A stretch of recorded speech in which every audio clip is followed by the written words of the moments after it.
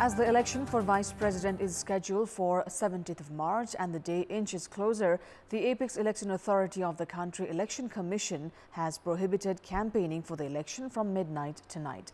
Good evening, I'm Sarah Sapsanama. Let's begin with the top stories of the hour. Provincial ministers continue with their lust for fancy vehicles. One minister takes up to 4 vehicles against the directive of Chief Minister. Maoist Centre's attempt to find unity faces a setback. Differences in ideology results in halting of its programs.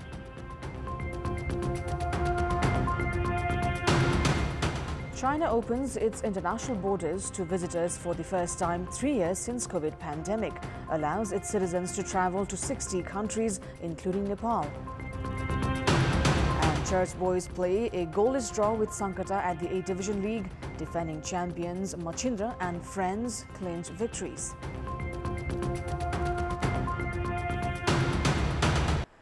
Corruption and irregularities have thrived in the country amid failure to maintain good governance and economic crisis. Issues of public interest have been overshadowed due to the leadership's lust for power. The misuse of government vehicles by the ministers of Madhya province is one of the latest instances of the authorities' disregard to the works of development and good governance. Chief Minister Saroj Kumar Yadav and Finance Minister Sanjay Kumar had taken the oath of office and secrecy for the second term in Madhya province. However, Minister Yadav has misused government vehicle in less than 2 months since assuming office. Finance Minister Yadav has booked 4 out of 9 vehicles owned by the Ministry of Finance for his personal use. The case is similar for Home Minister and Minister for Communication of the province, Shatrudhan Singh, who has reserved 4 out of 10 four-wheelers of the ministry, besides those used by security personnel for private purpose. Chief Minister Saroj Kumar Yadav instantly after swearing in had issued a 19-point directive to the ministers on 5th of February. Ministers were allowed to use up to 250 litres of fuel and a vehicle on a monthly basis other than special occasions. However, the ministers have failed to abide by the directive. In this context, in our Public Voice segment, today we've asked people in several provinces what they think of ministers' lust for luxury. Let's take a look at what they had to say. Public Voice. विलासी जीवन चाहिँ बनाउन हुँदैन सार्वजनिक व्यक्तिहरुको यो प्रवृत्ति सारै गलत हो स्वार्थका लागि कुर्सी उपयोग गर्न आफ्नो बच्चा आफ्नो चाहिँ लागि जिउने अहमताको प्रवृत्ति छ आफ्नो दम र वर्चस्व बढाउन यिनीहरु बढी सुविधाको दुरुपयोग गर्छ सप्ताहमा गएपछि उनीहरु धेरै स्वार्थी हुन्छ अवस्था जनताको केरे फेरिएन कारण के भन्दाखेरि मन्त्रीहरु सुविधा भोगी भरे हो मन्त्री हुनका लागि चाहिँ होडबाजी पुरा किन त भन्दा त्यो सुविधा धेरै पाइन्छ र धेरै आफ्नो खाना पाइन्छ भनेरै होडबाजी चलिरहेको छ धेरै यो गर्छु भन्ने खालको कुराहरु गर्ने तर मन्त्रालयसम्म पुगेपछि धेरै आफूले सुविधा भोगी हुने नेताहरुको प्रवृत्ति छ जनताको लागि के पसिना जनताहरुको रगत चाहिँ उहाँले चुस्नु भएको छ जनतालाई चाहिँ प्रत्यक्ष सेवा दिन्छु भनेर चाहिँ निर्वाचित भएर जानुभएको छ उहाँले चाहिँ सत्ता मोहमा चाहिँ लुप्त भएर चाहिँ सुविधा भोग गर्नु चाहिँ गलत हो राज्यको दुरुपयोग हो यो सरासर गलत छ हामीलाई मन्त्रीले भोट मागेर भएन हामीलाई हेर्नु पर्यो दुःख पनि हाम्रो त्यो प्रवृत्ति राम्रो होइन चुनावको बेलामा यो गर्छौं सो गर्छौं हलानी गर्छौं फलानी तिमीलाई सुख सुविधा हुन्छ भन्छन् लास्टमा आफ्नै आनन्द लिन्छ सेवा गर्न गएको ठाउँमा सेवा गर्नुपर्छ देश झन कंगालको माथि झन कंगाल बन्दै गएको छ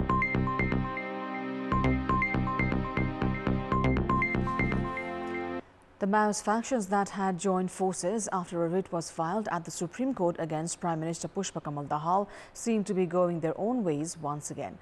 The 9 Maoist factions that had held meeting on 2 occasions at the Prime Minister's official residence in Balwatar in a bid to unite have begun forming separate groups amid disputes. The Maoist leaders that had held a joint meeting at the Prime Minister's official residence had decided to move forward by collaborating with one another.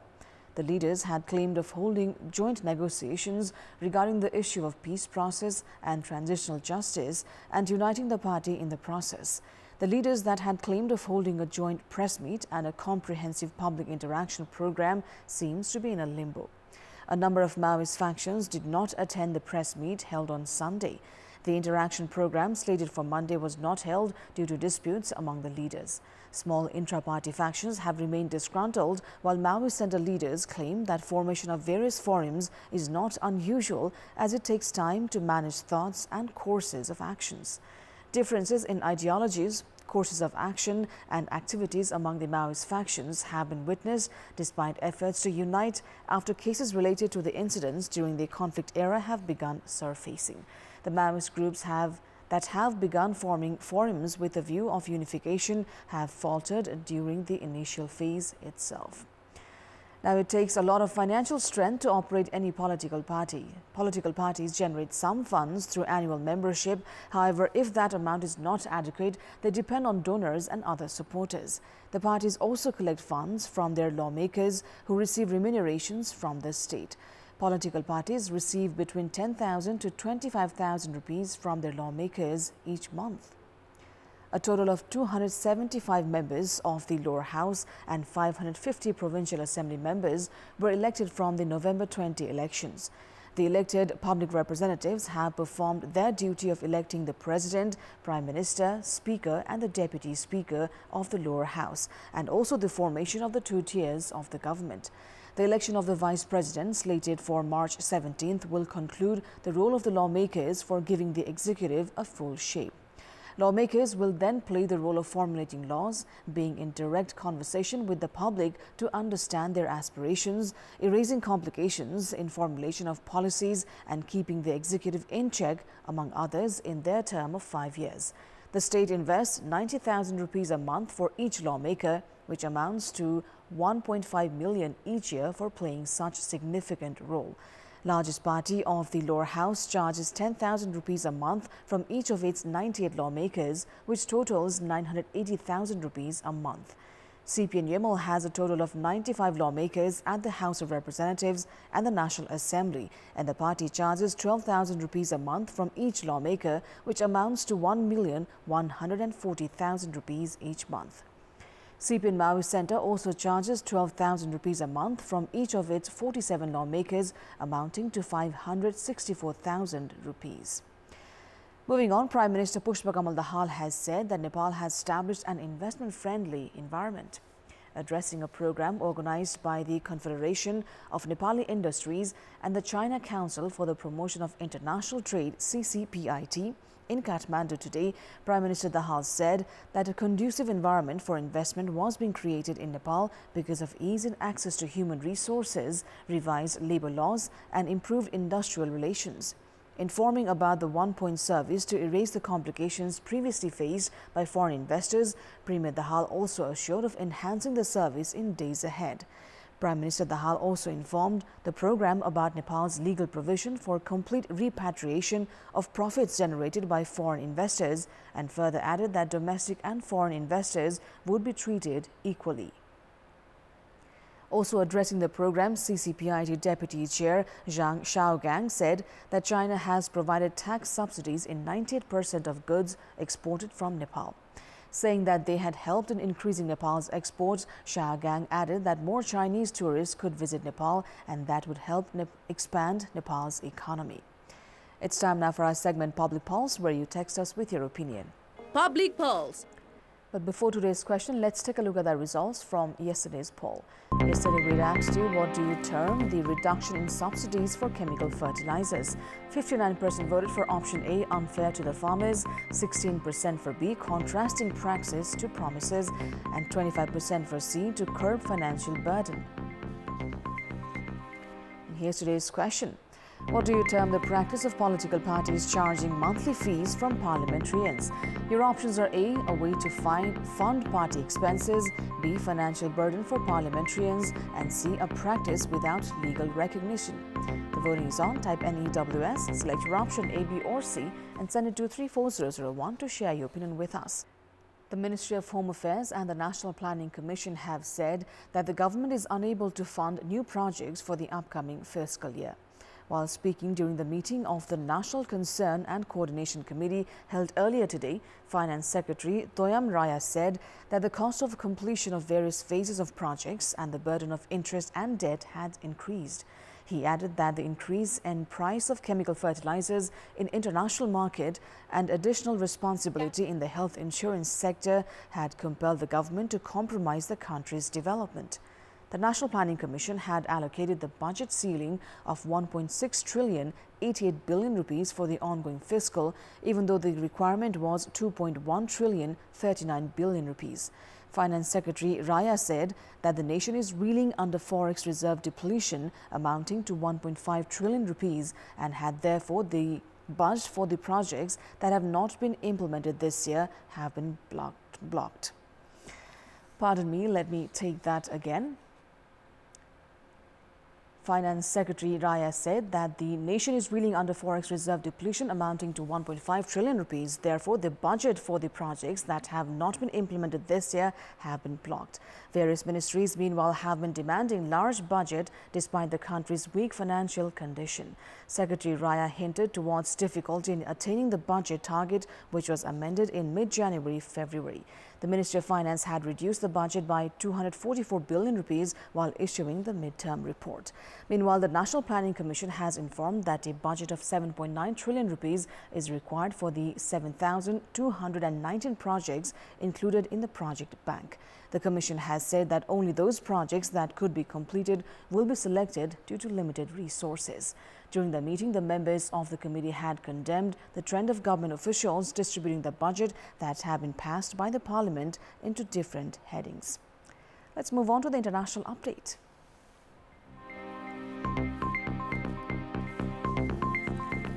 China is resuming issuing visas to foreign tourists for the first time since the COVID pandemic broke out 3 years ago.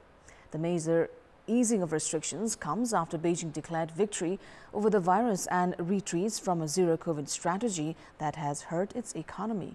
Valid visas issued before China closed to the world on 28th of March 2020 will be honored starting on 15th of March.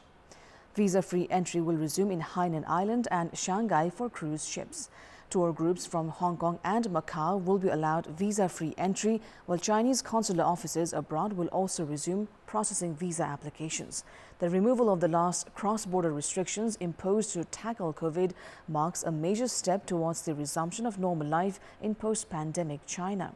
All changes take effect on 15th of March.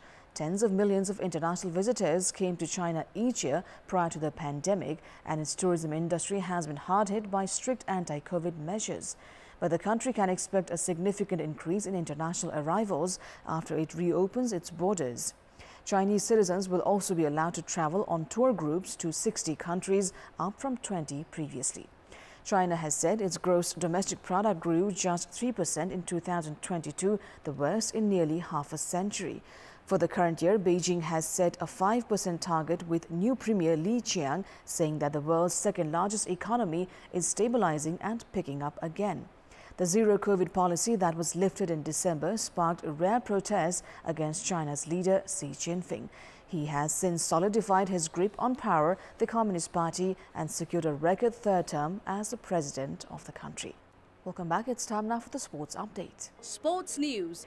Church Boys United, that have been undefeated in the A Division League, were held to a goalless draw by Sankata Club.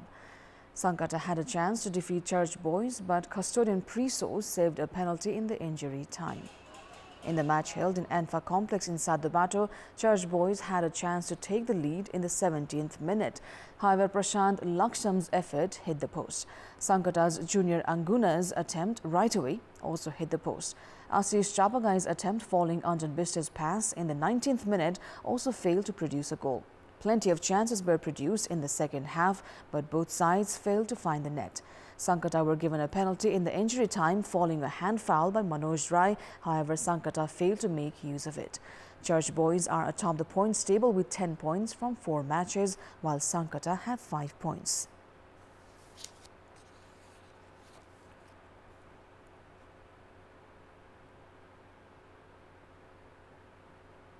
The All Nepal Football Association (ENFA) has introduced the new head coach of Nepal's men's national football team, Vincenzo Alberto Anis. Organizing a program today, the National Football Governing Body has introduced the new head coach. Prior to this, ENFA had appointed Vincenzo as the head coach 2 days before the beginning of the ongoing season of the Marty's Memorial A Division League on 1st of February. Addressing the program, new Nepal head coach Vincenzo said that the role of the head coach of Nepal was a significant responsibility but challenging at the same time. The Italian coach added that it was his dream to work in Nepal and was familiar with the Nepali team for the past 3 years. He went on to add that his main goal is to ensure as many wins for Nepal as possible. Team Nepal are to play the Three Nations Cup involving Laos and Bhutan between March 22 and 31 under head coach Vincenzo. Football experts are of the opinion that it will be difficult for Vincenzo to build a national team as more than 40 experienced players have left the country in recent time. Prior to his visit, Vincenzo had coached India's ISL side, Northeast United and Gokulam, Kerala. Vincenzo had earlier worked with the national team of Belize and has the experience of coaching in 9 different countries. Up next is the weather update.